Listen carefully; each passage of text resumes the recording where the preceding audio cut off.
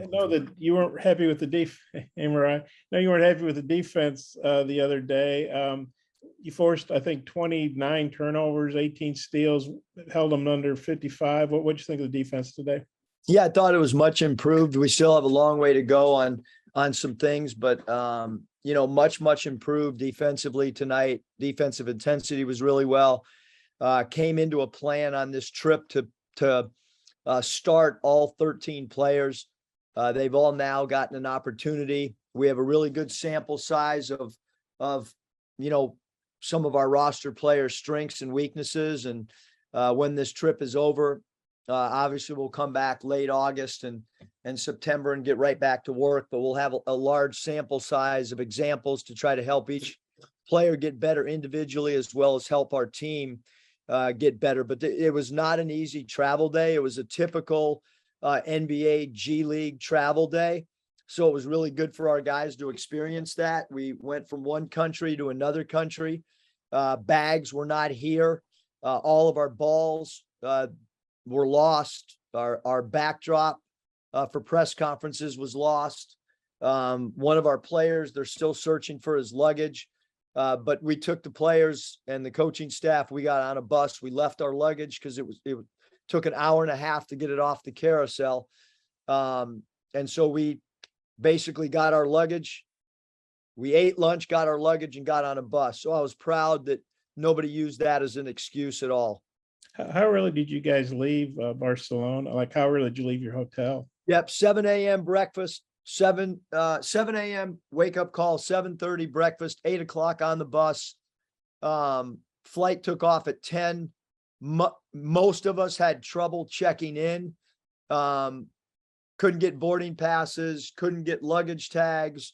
Anthony Black somehow figured it out and got 8 guys through security much quicker than anybody else on our travel party could do it. So I give a freshman, I couldn't figure it out. My wife couldn't figure it out. Somehow AB, the world-renowned traveler, got 8 guys through security a hell of a lot quicker than I got through it.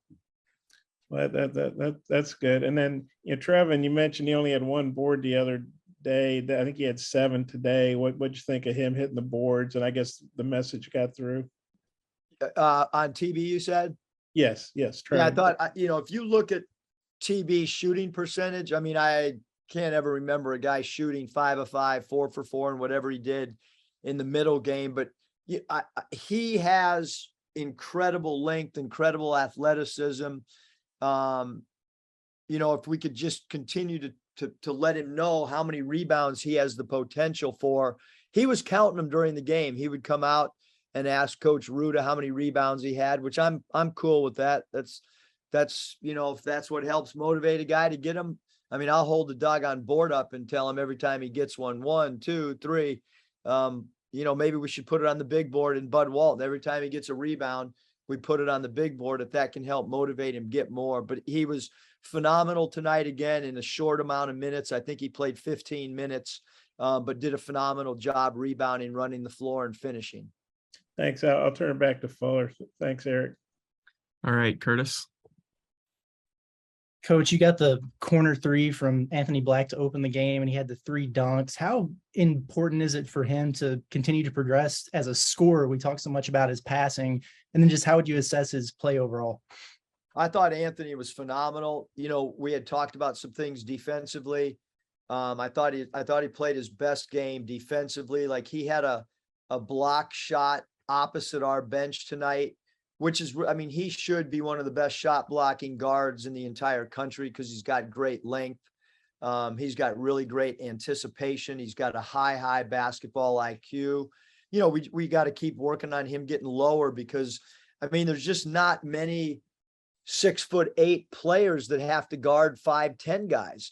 And so when we play quick little guards, that's asking a lot for somebody his size. But if he just continues to learn about his spacing and again gives a little bit of a cushion and then can use his length to contest, I think he should be one of the best defenders in the entire country.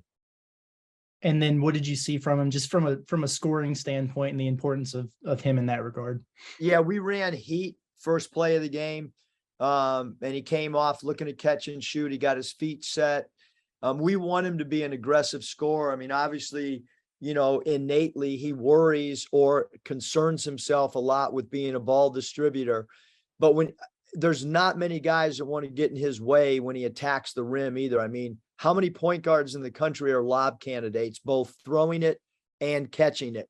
Not many, because he's going to be on the receiving end of a lot of lobs as well. And I really liked how Devo, AB, and Nick played together. When we had him in, one of the first things I said was, hey, you guys just kind of share the point guard position. You know, nobody's really the point, whoever's the closest to an outlet pass. And they did a phenomenal job, thinking that it's only 3 games in, of kind of sharing it and running different things for each other.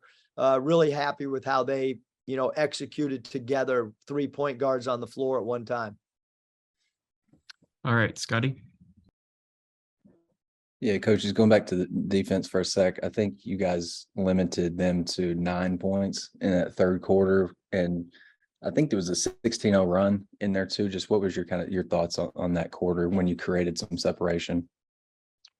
Yeah, I mean, we put the 5 guys out there to start the third quarter, quite frankly. And as they left the locker room, I told the staff, watch what happens to the score. You know, again, I'm trying to give everybody an opportunity to play. So that there's, you know, evidence, you know, a terminology that many people use in many fields. So we're drawing evidence on good play, bad play, areas to improve, but it was zero shock that group went out.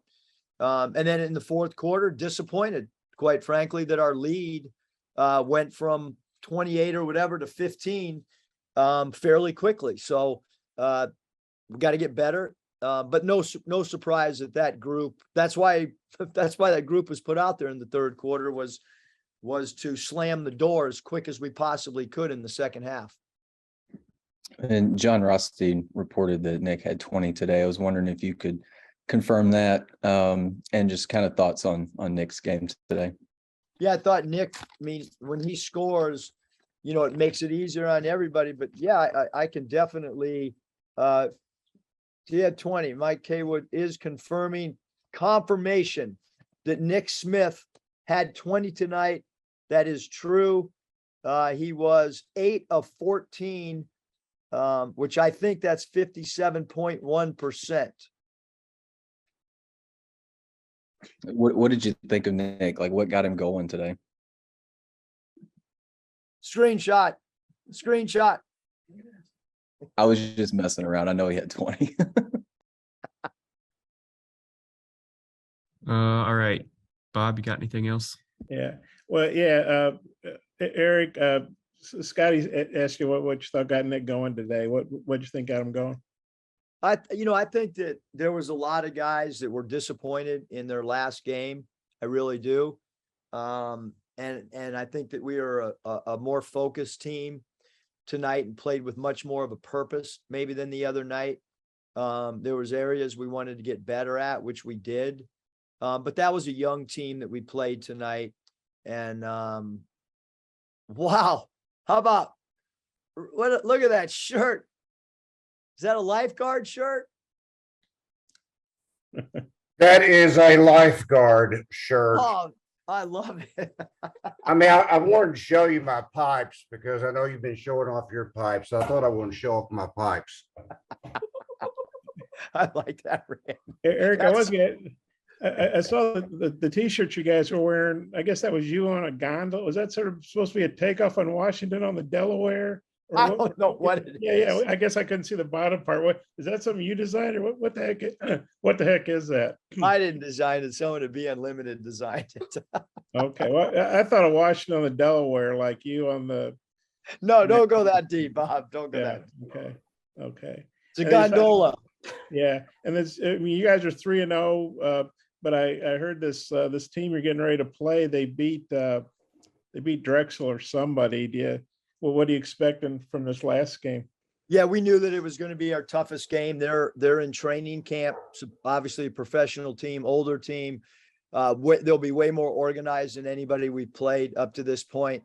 It'll be by far our most challenging game. It's a good time for us because, like I said, I've gotten everybody a start, so that's boxes checked, and you know, we're probably not going to play all 13 guys. You know, we tried that on this trip, and really 13 ain't going to work. That's not a magic number for me. I'm positive about that.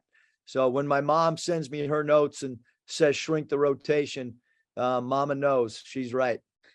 And then Nick, you know, 20 points, but he also had 4 steals. So what'd you think about what he did on the defensive end? Yeah, I thought his defense was great. I thought all of our guys picked the ball up. They kept it in front of them. We weren't in quite as bad a foul trouble tonight as we have been. But still, we have to get a lot better on both sides of the ball. The turnovers are a huge concern. And, you know, I think we have a young team and we'll get better at it. Coach Smart continues to remind me to have patience, which I'm working on, but we have a young team and so and a new team. So you're going to have some turnovers, but 23 and 20 turnovers to get you beat by about 18 in the SEC. So that number's got to shrink drastically in that 9 or 8 category on TOs. Yeah, I think he had 17, so that's still too many, but it's better than 23, obviously. Yeah, but not much. I mean, okay, we'll thanks. get better. Do All right, Hey, thanks. when Barry Dunning gets up here, have him Hey, have him tell you a story about his scouting report today. Never had a player send me a scouting report after watching film. hey, Eric, real quick. One final question. You don't mean flex. Okay. What is determining minutes for each player? What goes into determining how many minutes each player gets each game? That's really easy, Randy. Productivity. Okay. I mean, we have a little bit of a script in the first half, and then after that, it's based on how you're playing. BetOnline is the fastest and easiest way to wager on all your favorite sports, contests, and events with first-to-market odds and lines. Find reviews and news for every league, including Major League Baseball, NFL, NBA, NHL, combat sports, esports, and even golf. BetOnline continues to be the top online resource for all your sports information, from live in-game betting, props, and futures. Head to BetOnline today or use your mobile device to join today and make your first sports bet. Use our promo code BELIEVE50 to receive your 50% welcome bonus on your first deposit. That's BELIEVE, BLEAV 50. That's BELIEVE, BLEAV 50. BetOnline, where the game starts.